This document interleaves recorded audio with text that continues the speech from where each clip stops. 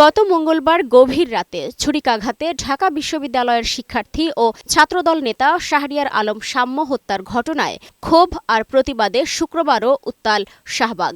সাম্য হত্যার সুষ্ঠু বিচার ও নিরাপদ ক্যাম্পাসের দাবিতে রাজু ভাস্কর্য থেকে শাহবাগ থানা ঘেরাও কর্মসূচি পালন করে সাধারণ শিক্ষার্থীরা।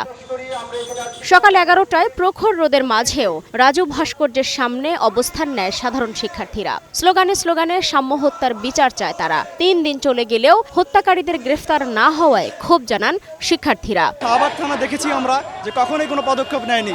তারা যদি সঠিক পদক্ষেপ নিত তাহলে আজকে অবশ্যই এই হত্যাটা হতো না। কমিউনিটি হাসপাতালে যে 5 জন চিকিৎসা নিয়েছে ওই দিন রাতে, তার মধ্যে মাত্র 2 জনকে অ্যারেস্ট করা হয়েছে। বাকি 3 জনের পরিচয় এবং তার বাকি 3 জন কোথায় গেছে এই বিষয়ে আমাদের কোনো জানানো হয় নাই। আন্দোলন কর্মসূচি থেকে 48 ঘণ্টার মধ্যে প্রকৃত অপরাধীদের গ্রেফতারের আলটিমেটাম দেন আন্দোলনকারীরা। এর মধ্যে কার্যকর পদক্ষেপ না নিলে হুঁশিয়ারি দেন কঠোর আন্দোলনের। আমাদের তো বিচার চাওয়ার কথা না, আমার বন্ধুর তো মরার কথা না। এই দায় এই রাষ্ট্রের নিতে হবে, এই দায় প্রশাসনের নিতে হবে। সাম্য হত্যার সুষ্ঠু বিচারের মাধ্যমে শিক্ষার্থীদের জীবনের নিরাপত্তা ও নিরাপদ ক্যাম্পাসের দাবি জানান শিক্ষার্থীরা। বাংলা একাডেমির গেটে সিসিটিভি ফুটেজ আছে, সেই দিক দিয়ে সন্ত্রাসীরা বের হয়েছে, এটা স্পষ্টভাবে দেখলেই বোঝা যাবে।